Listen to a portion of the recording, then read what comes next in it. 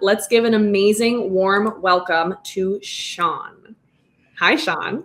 Kelsey, I am so fired up to be here, and it's great to see everyone here. If you're here live, Dana and Frank and Shanley and Erica and Vanessa and Jim and Wes McDonald and Joanna, super grateful to be here today and excited for this conversation and going to be able to share some things I really haven't shared anywhere else that I really believe are going to serve and just help people build their businesses, impact more people. And so super grateful to be here. Well, we are so fired up to have you. And I heard a little exclusivity. I'm excited to get that exclusive content from you, Sean, and your exclusive advice. So everyone, I hope your ears are perked up right now. Well, let's jump right into it, Sean. So first, to just lay the groundwork for those of you who may not know who Sean is, Sean, tell us what you do at Think Media. Yeah, so Think Media today is about 20 W-2 employees, about 8 contractors, and we are actually posting 328 pieces of content a week. And so that was an average across 4 weeks that we tracked. It's super crazy to think about that, but it's just kind of the team, the systems, and it's education around online video and around YouTube, but that expands now across vertical video, multi-platform. We're obsessed with video, and we're on a mission to help people learn video and learn how to grow their brands with video. And so we have an event, we have books, courses, a lot of content, as I mentioned, and we're trying to figure out how to scale without it breaking down into overwhelm, or how do you keep quality high? How do you also juggle all of the things? You know, I'm a small town kid, college dropout, started shooting videos in my bedroom. And now I'm trying to figure out how to be a CEO and run a team and have an HR department and all kinds of things like that. So on the journey with many, for those watching this with all different types of sizes of businesses, you know, I'm right there with you with maybe feeling overwhelmed. And so we're trying to make things as simple as possible and really tap into this powerful medium of video and live streaming, and share that with others. Awesome. Thank you for that context. And I'm excited to learn more about your strategy at Think Media. But first, before we get into that, let us know, how do you and your team at Think Media use video? Like, what is your view of it? How do you guys use it? What's your foundation? Yeah. So I wrote down a list. And so at Think Media, we post a lot of different video. And because we want to be player coaches, meaning we are really doing the thing. And for us, that also has a lot to do with tech and gear reviews. So we review a lot of cameras. We work with brands like Sony and Canon and Elgato, Corsair, and lights and different tools, and StreamYard, and thinking about all these just different tools for creators and thinking about these tools for business owners. And we also have the YouTube education side, or tactics on social media. So we post YouTube videos, we post shorts, longs, extra longs. We post vertical videos across all social media platforms. We do YouTube live streams, Facebook live streams. We do video podcasting. We do live trainings inside of private groups. We do training videos inside of paid courses. We do unlisted videos using YouTube that are explainer or internal team videos. I know there's other tools out there, but we've just found that YouTube's free. And then we have this professional account with StreamYard. So we'll do just trainings, tutorials, or screen shares of capturing things that we might share with private clients, or we might share them just with other team members and kind of put them into some organization system where they can be leveraged by a future hire. And so essentially, as player coaches, we're using, I don't know about every form, but dang near every form of video that you may be putting out there, we are doing that in some way. That is so inspiring to hear. And I think it's very relevant, and I'm glad we're talking about this, because every platform has its own audience, right? Like, I talk about this all the time. Every person has their preferred platform that they like to view content on, that they like to learn from, that they like to, scroll on. And so it's so cool to hear that you guys are really reaching everyone in every place, and you have a different type of video content for every different thing. I think that's very, very cool. Let's jump now into more of your guys' strategies. So you guys have an amazing process at Think Media where your live shows and your pre-recorded videos, they just really stand out. So we would love to know some of your thought process behind them. Like, tell us about your structure there. Yeah, so I wrote a book called YouTube Secrets. The second edition just came out, and one of the chapters is on the perfect video recipe. And the perfect video recipe applies to actually any platform. I know some people are passionate about LinkedIn Live and, of course, Facebook Live. You could go on Twitch, and it applies to pre-recorded videos and live streams. And it's 4 ingredients. And the reason we came up with this recipe is because I've kind of learned that if you're in the kitchen cooking a meal, if you leave an ingredient out, it can ruin everything. It just isn't. And I love to eat. I'm not the best cook. My mom was a great cook. I've been trying to get better. Now I'm trying to cook for my kids. And so long as you keep showing up to the kitchen, you keep trying, maybe you overcook the chicken one time. That's why we encourage people, start messy, just press record, go live. But over time, if you can understand what the ingredients are and then the amounts of the ingredients and dial them in, you can really have the perfect video recipe, and it can make all the difference. So there's 4 ingredients. There's the big idea, the hook, the content, and the transition. And this is kind of a framework that everybody watching this can use right now to make their next video better. It actually starts before you go live or before you press record. And the biggest mistake people make is they jump into a video without a plan. And so the big idea is where everything should start. And that really is the topic. It's the title. And depending on the platform, it's also the thumbnail. It's kind of the packaging of everything. And where a lot of people are missing an opportunity is I believe they're talking about the wrong things. Like, even if you don't deliver the best, most energetic content, or you stumble a little bit, but you deliver information that people actually are interested in this moment right now, that can outperform the most technical, charismatic, impressive video if people aren't into the topic itself. One of the biggest opportunities is to get that first ingredient right, the big idea. Like, what's the big idea here? Is this live stream? Is this video top of mind for my target audience? Is this what is keeping them up at night? Is this one of their biggest problems? Is it one of their biggest ambitions?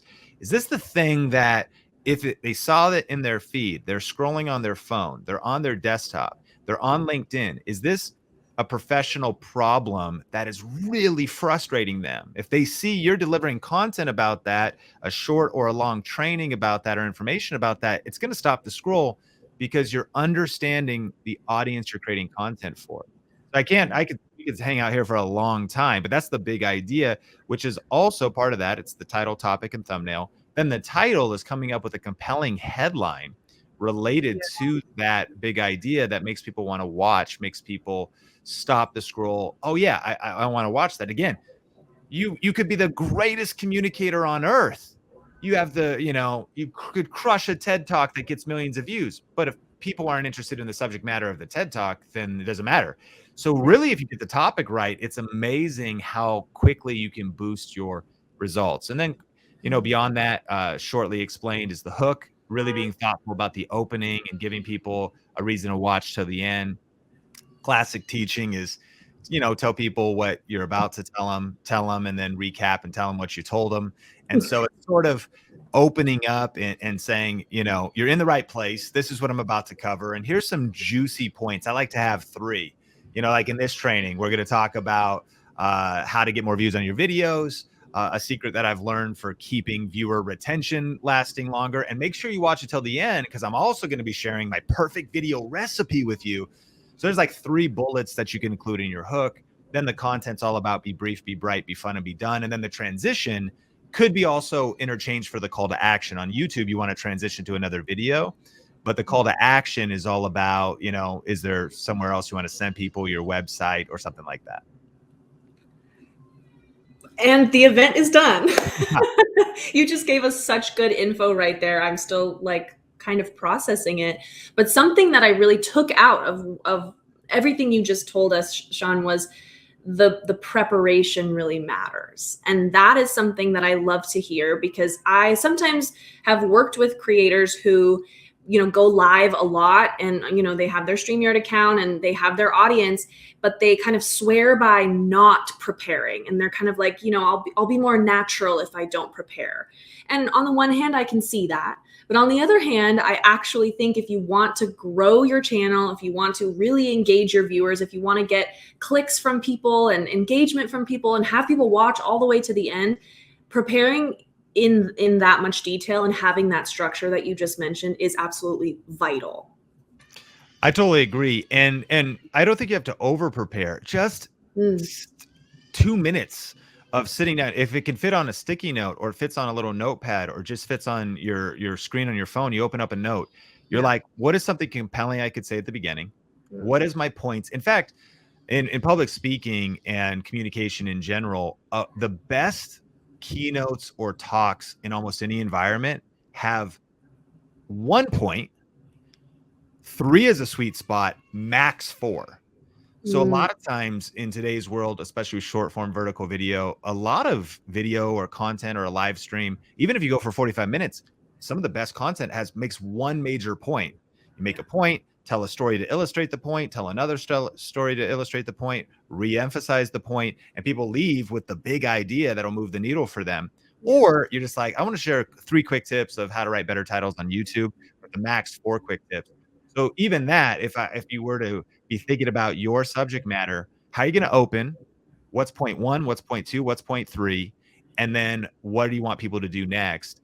If you had that just off to the side, you put it on a piece of paper, and then you go live, and you are just relaxed and more extemporaneous, and you just sort of share, you're going to be so much further, and you at least gave the viewer handles and you set expectations.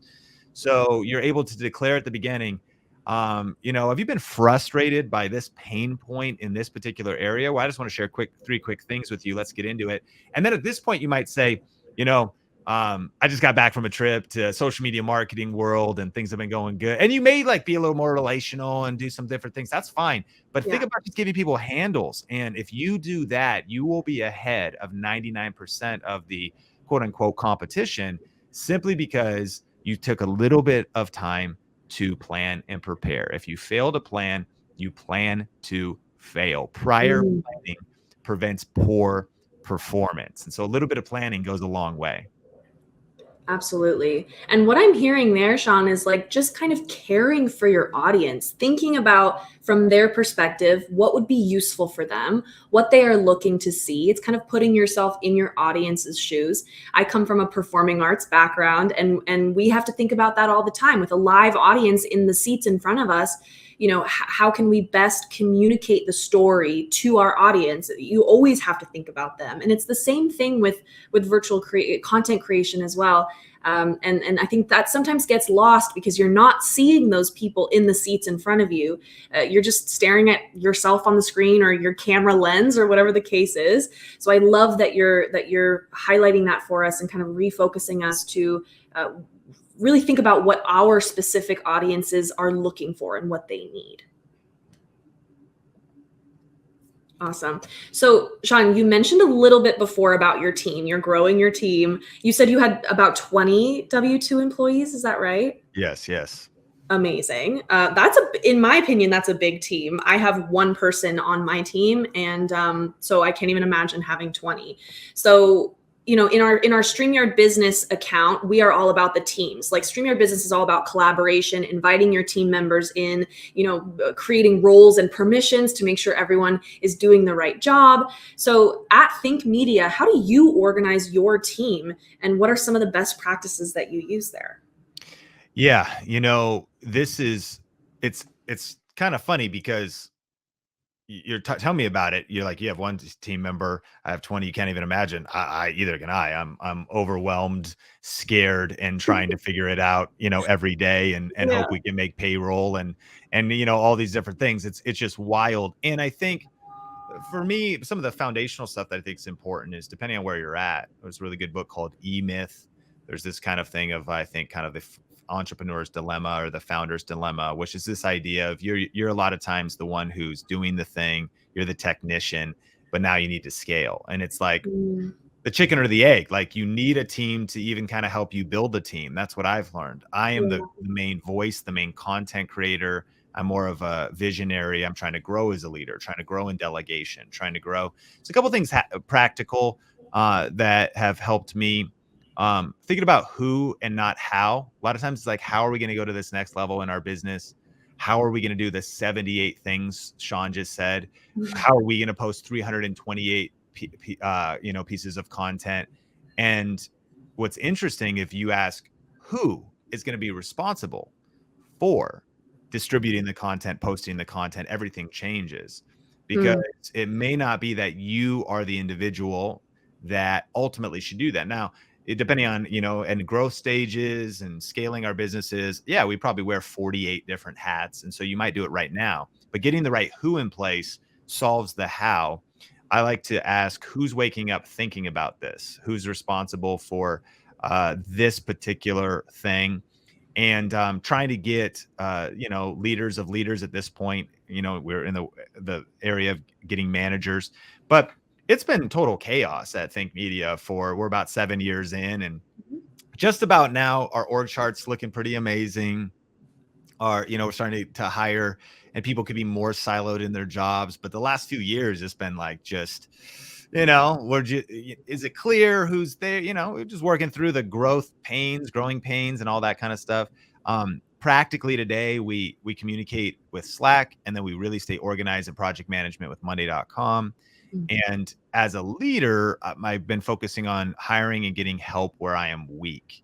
And so trying to have the humility and self-awareness of just things I'm not very good at, and to get people around me.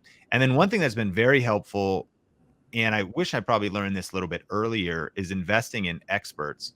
And so, like, for example, even hiring itself is an incredible skill set and challenge.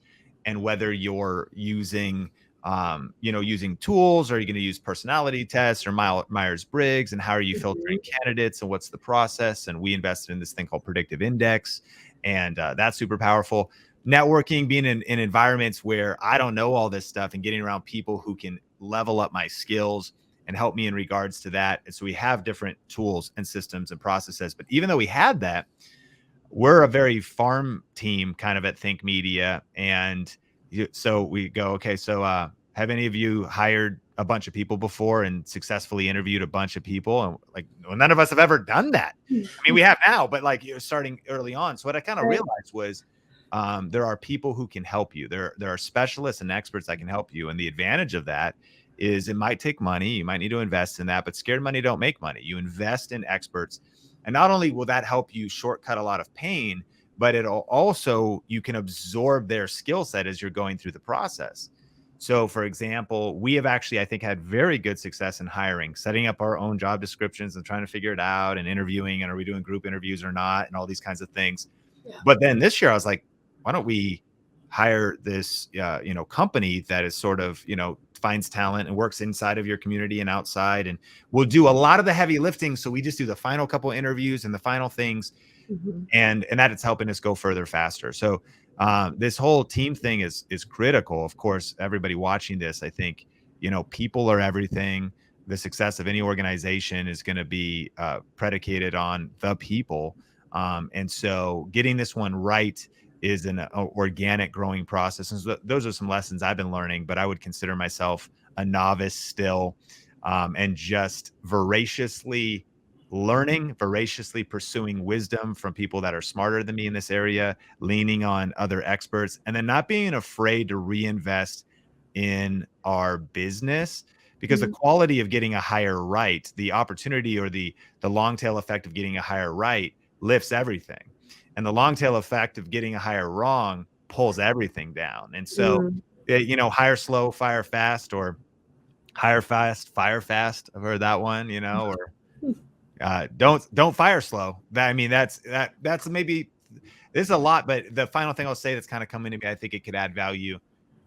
I think that the people thing, one of the biggest mistakes I've made in my career is being afraid of conflict and avoiding conflict and avoiding hard conversations on both sides of the equation, and not being able to. There's really good books, Crucial Conversations and Critical Conversations, and having crucial conversations and being avoiding the conflict of that good team members need, because they need feedback, and not letting things build up and addressing it, so they're getting more feedback, because how can people know how to grow or what's happening? Or when it's clear that maybe it's just not the right fit, and hey, maybe it's not them, it's us, but nevertheless, really fighting for your team culture, your company culture. This is everything. I would argue, Yeah. organizational health trumps everything, and getting the right people. Jim Collins, Good to Great, the right people on the bus in the right seats and the wrong people off the bus is the ultimate essence of successful business and leadership. How did you grow into that? I mean, I think that's so relatable, like the fear of conflict, the avoidance of conflict. I struggle with that in my personal life. I can't even imagine, being the CEO of a company and really having to spearhead that, in my organization. So how did you kind of get better at that? And what do you practice to sustain, just being with conflict, accepting it, and kind of, pushing through it? Yeah, I mean, I think number one is being aware of how much I failed at this. So how did I get better at conflict? The answer is pain. The answer is enough pain built up and enough lessons built up. But I hope to say that I'm a quick learner, but if 10 years is learning fast, then I learn fast, because this has been, I mean, let's take it deep. I have been married 17 years. One of the biggest mistakes I've made in my marriage is being passive as a man, and not being the leader my wife needed, especially in relation to conversation. We all probably have one of two personality types. We're either usually more passive, or we're actually more controlling and more like over, and both are a pit, could be a ditch to fall into. You do want balance. And so, we don't want to be a jerk. We don't want to be overbearing. We don't want to be controlling or manipulative, but we also want to be very assertive. I would go to the extreme passive side to be very diplomatic. I want to be liked by everybody. So I think it starts with trying to be in a journey of self-awareness. One of the greatest questions you could ask on that everybody listening to this could ask people around you that you trust, your leaders around you, is, what would you say to me if you knew I couldn't get offended? I was walking with Kyle Anderson yesterday in San Diego after Social Media Marketing World, and I said, what would you say to me if you knew I wouldn't get offended? Then he told me, and I got super offended, and I fired him. Just kidding. Can you imagine? And so he actually brought up some, like, I was like, wow, it's deep. And it was him and I, we were just traveled this event together, and I had to be willing to just suck it up and then not defend myself. And so, so self-awareness, exploration, to even figure out where you are, and having the humility to learn from others. Once you're aware of the problem, then at least you can work on it. And then I think, what can you apply to that? Books, podcasts, follow some people. That's the thing you want to attack. So if you know you're more passive and you need to grow in conflict and addressing things, I read the book Crucial Conversations, underlined it, watched some video summaries, and went deeper and deeper. And then beyond that, though, just because I read a book, and just kind of 10 years, more than that, just because I did some of those things, it had to be total immersion, and also patience and grace with yourself. My whole team around me would probably say I've gotten better, but this is one of my biggest weaknesses. And it's one of the most essential skill sets I need to actually be a good CEO.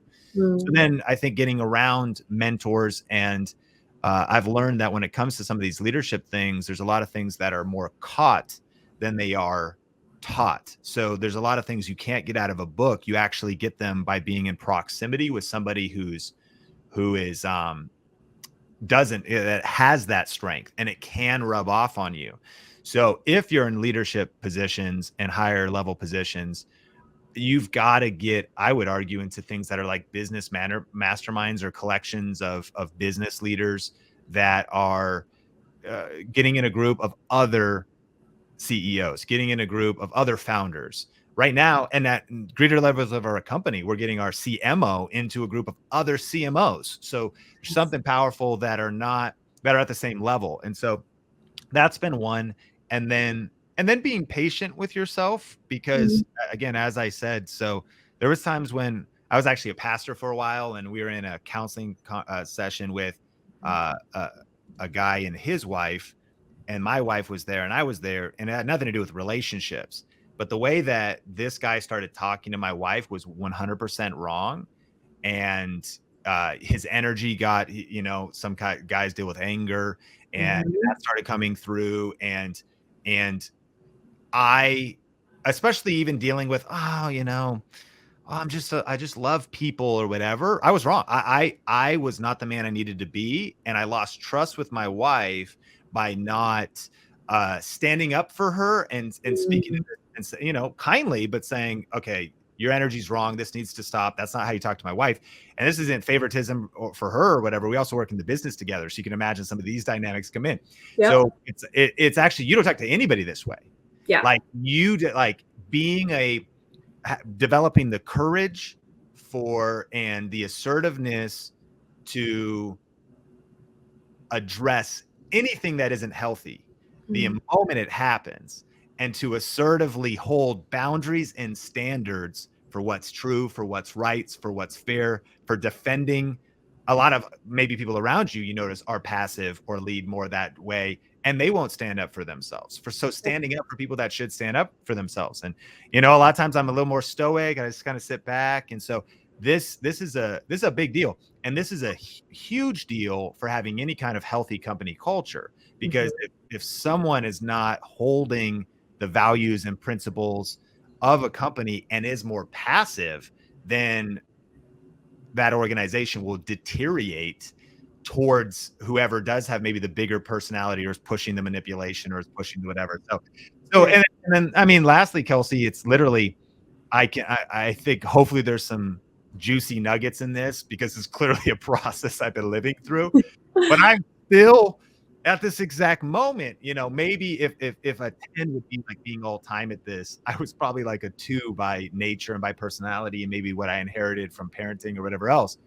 Maybe I'm a 6 now, or a 5.5. And so I've still got a long ways to go. And Mhm. so even getting to process this with you, and I hope there's some value in this conversation, ultimately is just kind of speaks to the journey I'm on, and us talking about it, and us thinking like this is the thing to attack, because it changes everything. I think if you get this right: leadership, team, culture, coaching people, challenging them to a higher level, being assertive, being empathetic, but figuring out kind of that balance. Thank you so much for sharing that with us, Sean. That was so enlightening, and it's so, I think, helpful for people to hear, get the insight into your own journey, because you're definitely someone that, I think a lot of our viewers look up to, and you're certainly, like a figure that people can say, okay, this is like the standard of, how I want to be as a content creator. And so it's just so helpful to get insight into your personal journey, because we're all on one, right? Like none of us are finished as people, or professionally. Like there's always growth to be made. So yeah, just thank you for sharing that insight. And I think that was super helpful, especially talking to our in our business mindset, for our StreamYard business customers and our potential customers who are working with teams and kind of finding themselves in similar scenarios. So thank you for that. Before we move to our audience Q&A, I have one last question, Sean. I'm wondering, what are some last pieces of info that you want to leave our audience on leveling up their content creation? Yeah, I think that one of the biggest opportunities right now on how to grow and excite your audience with video and podcasting is, I think everybody should make that they should, number one, start a video podcast. And so it's kind of a funny term, because people are like, what's a video podcast? Well, it just is a podcast that's also on video. I mean, it's kind of simple. And the idea that podcasts are distributed across Apple and Spotify and Google and these different platforms in audio format. Video would be predominantly probably distributed on YouTube, and Spotify allows you to upload a video file as well, and some other places. Okay. What's fascinating is that YouTube is actually the number one podcast platform in the world. 3-1 to Spotify, bigger than Apple in terms of people are going to YouTube to consume their podcasts. They might be watching Lewis Howes' School of Greatness. They might be watching something niche like shows you guys do. They might be watching H3H3 or Logan Paul Impulsive in the entertainment space. Joe Rogan is on Spotify, but his clips are still on YouTube. So those are clips from his podcast, Valuetainment, Patrick Bet David, or you look at brands like Dave Ramsey or Daily Wire, the Young Turks, like this idea of it's on video and it also is distributed on audio. Yeah. And so number one, start a video podcast because it gives you extreme leverage to have a 20-minute, it's no magical length, but it could be 20, 45 minutes. It could be 3 hours long, but start a video podcast. And then use that as your top of content pyramid content that then is distributed down across platform in essentially clips and then vertical video. A clip could be anything that's horizontal still and is 1 minute, 5 minutes, 7 minutes, 18 minutes, especially if you're doing longer form conversations. But then you also have the chance to chop out short form content from this. So the dream scenario in a 2023 world, and speaking to business owners and business minded entrepreneurs and content creators, like, why do all this work? Well, this maps towards building your brand, top of mind awareness, standing out from your other competitors, getting more leads, generating more sales. If you do this content pyramid at a world-class level and build the team and systems around it, you will be unstoppable, and the amount of leverage and differentiation you will create between now and your competitors that are not doing it, those that haven't started a video podcast and figured out how to chop the clips out effectively and the short form content. And the final piece, number 3, if whatever was number 2 in the middle, is that short form content. Then this is I think, in my opinion, the easiest way to do this, although this takes some level of energy, investment, thoughtfulness, is the biggest opportunity in 2023. And what I specifically mean is uploading videos that are less than 60 seconds in a vertical format across TikTok, Facebook Reels and groups, Facebook Reels on your personal page, potentially turned into professional mode. That's 3 different places on Facebook. Pinterest, vertical video, YouTube, Shorts, Instagram, Reels, LinkedIn. And all of that sounds insane, because you're like, this is why we're trying to eliminate overwhelm. And you're like, you are stressing me out, Sean. This is great. Well, that's why it's all this conversation about leadership, team, systems, Monday.com is a big deal. Because if you could build a content empire around what I'm describing right now, just on our Facebook business page alone, which seemed to be totally dead. And what people would tell you, organic reach was 5%. No, it's 3%. No, it's 2%. No, it's 0.5%. Right now, Facebook business pages are blowing up, and more so personal pages with professional mode are blowing up using Facebook Reels. And our Reels will get 100 views. Our Reels will get 2,000 views, 222,000 views, 700,000 views, 7 million views. Wow. And for the sophisticated marketers, we are able to retarget, run ads, and follow up at a shockingly low lead cost, because we're having massive organic reach with vertical video. And where are we getting that vertical video? From conversations like this. I am actually filming off to the side a vertical video right now. I've got a Sony ZV-1 put up vertical, recording this conversation. Yeah. And that can then go to an editor who could put the caption files on it if I say something that is worthwhile, and chop that up into clips. Or me thinking about the video podcast and structuring it according to the perfect video recipe allows for many parts of that to valuably be chopped out. So it's a team and system that extends it. How does the person listening to this, whether they're the founder or the CMO or social media manager, you're asking, okay, where are we going to get the content? But at some point, I've had to do the hard work of building the team, hiring people who can help build the team and build systems. But then this whole system now happens. So I'm not going and posting on all these different platforms.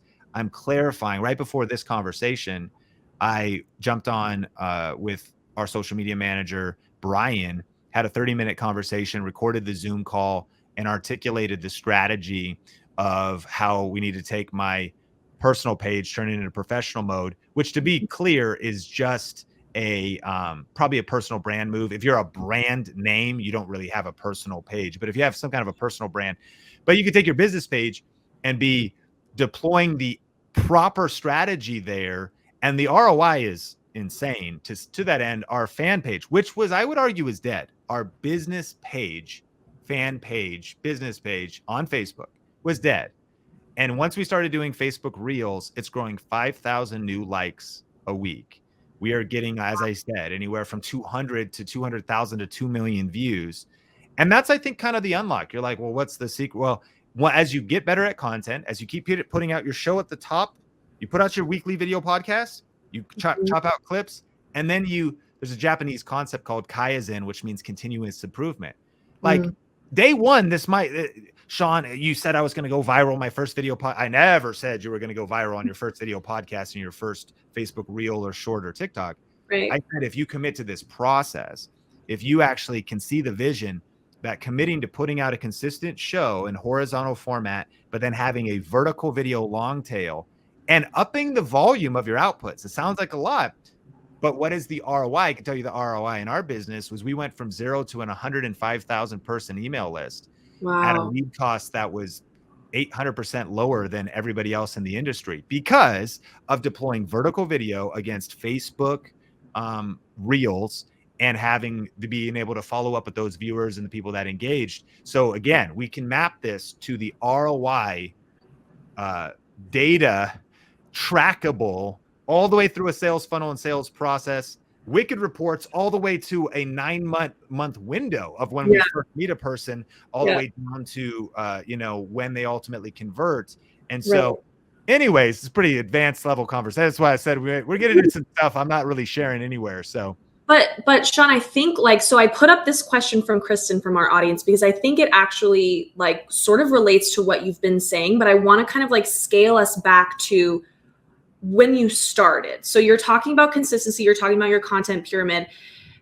How much did you start with? Are we talking daily? What if people are kind of at the beginning of their journey, how do they grow an audience in a way that doesn't feel so overwhelming they just want to quit? Yeah, you don't do what I just said. that is, as I just described, that is 20 W-2s, 8 contractors, systems, and compounding this year after year after year after year. Right. So the way you start is you ask the question, and this is the $1 million question. What is the shortest path to cash flow?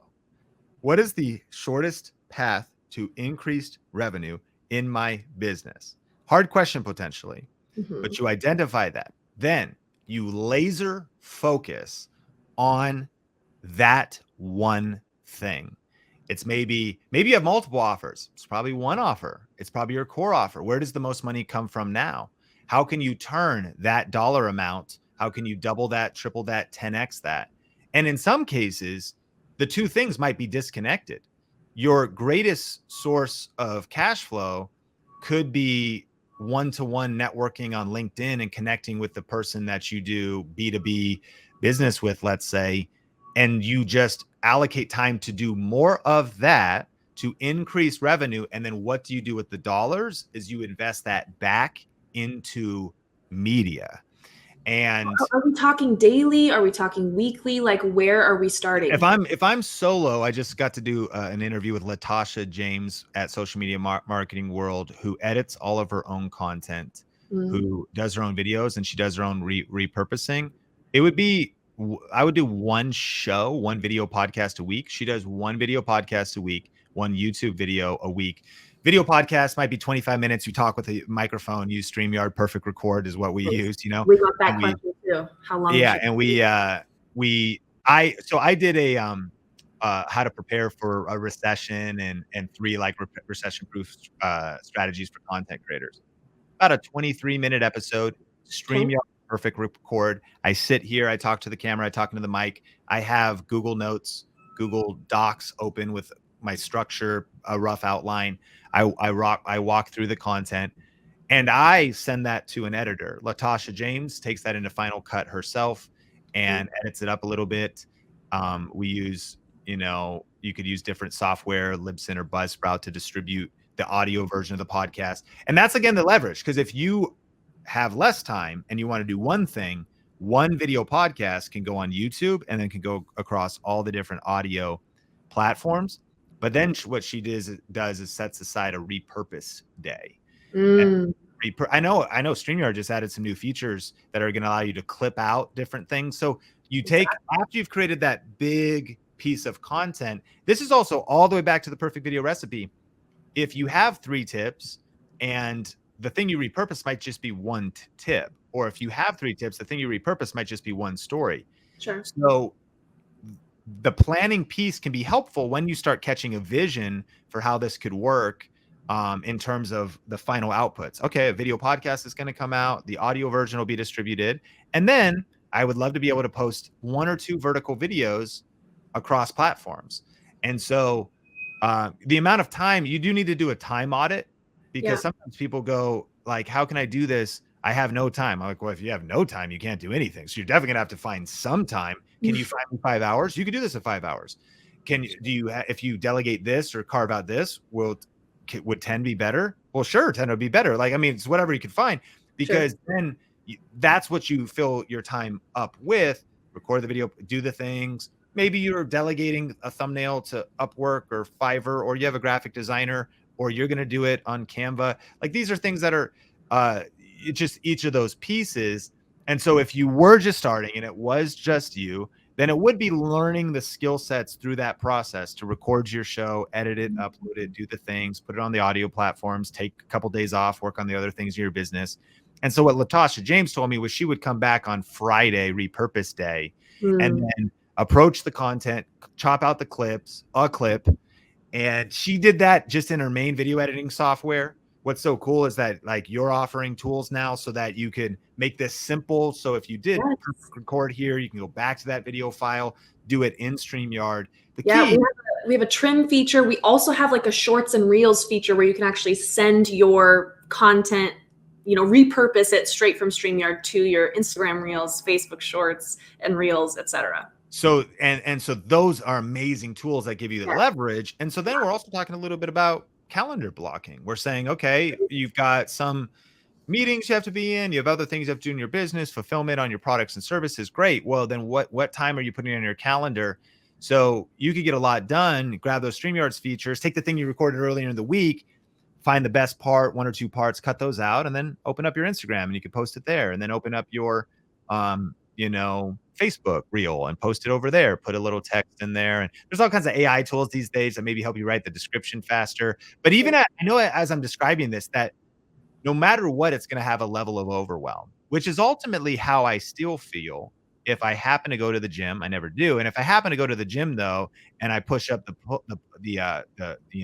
bench press bar, no weight on it too, just the 45-pound bench press bar, I'm shaking and I feel overwhelmed because I'm out of shape and I don't have the muscle structure and the, to ultimately push that up. But then the guy next to me, he's all cut and jacked up. Because why? Because he's in there doing the reps. And so what I would encourage you is, like, this works if you work it. It is also kind of a patience game where, why would you think that day one in the gym, you're going to be able to put up 300 pounds? So why would you think that day one in maybe deploying a content strategy like this, that you'd be able to just easily do a video podcast and chop it up and put it everywhere? Because it comes so easily to other people. I want to encourage you. It doesn't come easy to anybody. What they did was they punched fear in the face. They punched perfectionism in the face. They started messy. They started before they were ready. They started their show. They had 10 bad episodes. The next 20 were also terrible. Then it got a little bit better. They cut out some clips. They didn't do that good because the clips weren't the best, but they just stuck with it and they started to learn and get a little bit better each upload. And again, to the point of not just the team and systems we have today, but even me as a communicator or formulating my ideas, just hanging out and having a conversation like this with you. The first time I was on like a podcast interview or something, my stories weren't polished. I didn't know what I was saying. I stumbled over my words. But after I did it once, the second time was just a little bit better. And so I want to encourage people, even if you are just starting, what the data is showing us is the opportunity is real. That those who are embracing social media marketing, video marketing, they are getting superior results than those who don't embrace it. So making the commitment on today's stream, or if you're watching the replay, to like, I'm going to get in the game. I'm going to do this, and I'm just going to get 1% better with every live stream or every podcast or every video I make. I'm going to give myself permission to fail forward. Failures are the stepping stones to success. Yeah. And I'm going to give myself grace on the journey too. You know, I'm going to allow myself to, everyone's first videos are their worst videos. And oh, you know, and learning new tools. I'm overwhelmed when I get a new phone. I'm like, why did they change the operating system? You know, like it's just sucking it up and being like, all right, this is nothing, and just kind of continuing to learn and continuing to do it, because you can do this. You can do this. Like, you can learn this. You are able to do these things. And any hero you see, or guru out there, or somebody, some other business that's doing it, the reason that they're doing it great today is because they started messy yesterday. Awesome. I mean, that is so true. And I love the gym analogy. I think that just makes it very clear. Like, you can't go in day one and expect to be benching 300 pounds. It'd be awesome if that was the case, but you'd probably break yourself. Yep. And it's the same way in anything. So thank you. I think that's the perfect note to end on. So thank you so much for your insight. And we got a ton more comments in questions in the comment section. I'm sorry we couldn't get to every single one, but thank you so much, Sean, for your insight and for joining us today. I think this talk was so enlightening and hopefully very inspiring for our audience, because I certainly felt inspired. So thanks again for joining us. I really appreciate it. Appreciate you, Kelsey. Thank you, everybody. So grateful to hang out with you today, and really appreciate you. Awesome. And be sure to visit Sean and Think Media at www.thinkmedia.com. Awesome. Have a great one, Sean. Cheers.